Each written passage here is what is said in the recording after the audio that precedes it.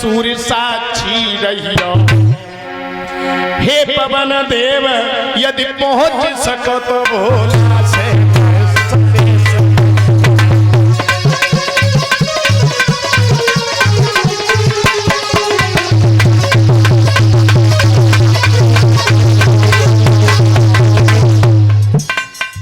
खड़ी हो गई, ऊपर हाथ किए हे सूर्यदेव, हे गगन, हे दुनिया के देवों देवी देवताओं,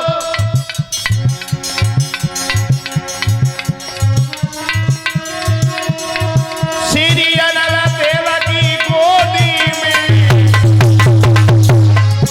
ये सती सती पर जाती है। बाप के कुटिल अन्यायों पे अपनो बलिदान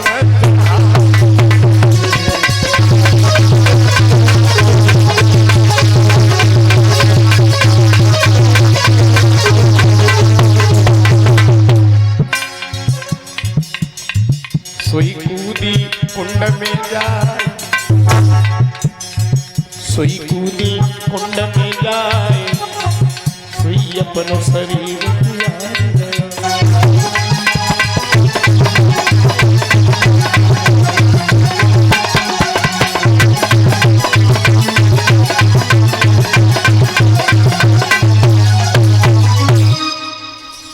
भगवान की तरफ इशारा किया है। सूर्य गगन सभी देवी देवताओं साक्षी रहना, पहुंच सको तो अनल देव जाकर के भोले बाबा से संदेश कहना कि एक कुटिल बाप के अन्याय पर बेटी अपना बलिदान चढ़ा रही है। और ये कह करके भोले बाबा की याद करके सती ने उस कुंड में छलांग लगा दी, कुंड में कूदी, शरीर जल गया।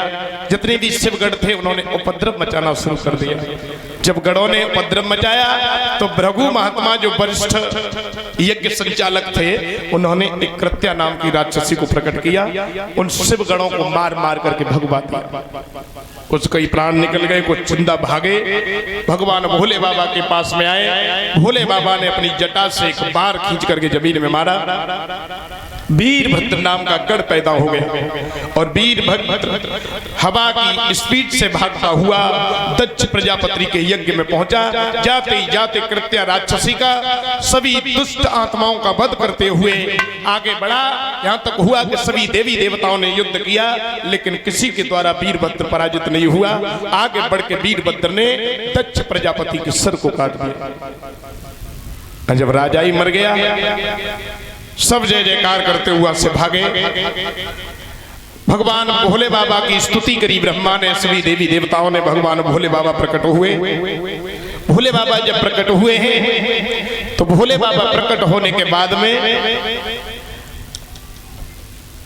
सभी यज्ञ में उपस्थित यजमानों ने कह दिया, महाराज अगर राजा नहीं है, मुख्य यजमान नहीं है तो यज्ञ किसी काम का नहीं है, दक्ष प्रजापति को जिंदा कर दीजिए। लेकिन सर दक्ष प्रजापति का कुंड में गिरने से जल गया। भोले बाबा दयालु हैं, भोले भाले हैं। उन्होंने कहा अब दक्ष प्रजापति जिंदा हो सकते हैं, लेकिन सर उनके बकरे का होगा। बकरे का सर लगाया गया, क्योंकि जो अहम करते हैं, जो घमंड करते हैं, जो अहम करते हैं कि मैं ही मैं हूं, मैं, उससे बकरा बनना पड़ता है। फिर करो मैं, अरे सब लेके आओ तू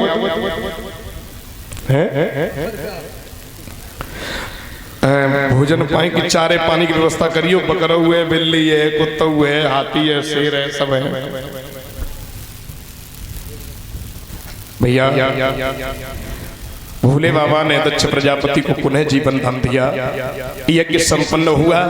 प्रजापति ने भोले बाबा को यज्ञ में स्थान दिया और भोले बाबा का यज्ञ करने के बाद प्रजापति दक्ष अपनी पत्नियों के साथ में काशी नगरिया में भोले बाबा की शरण में चले गए। अब उधर सती मैया के मृत शरीर को लेकर के भोले बाबा पूरे त्रिलोकों में घूमे। इतना दुख हुआ, इतना दुख हुआ कि कई सालें बीत गई, कई सालें बीत गई। एक भी पल भोले बाबा चैन से नहीं बैठे। जब भोले बाबा चारों तरफ घूमते रहे तो श्री हरि नारायण ने अपने चक्र सुदर्शन से उस शरीर के, सती मैया के शरीर के कई टुकड़े किए। वो टुकड़ा जहां पर गिर जाता है वहीं एक नया शक्तिपीठ बन गया। अनेकों शक्तिपीठ मां भवानी के बने।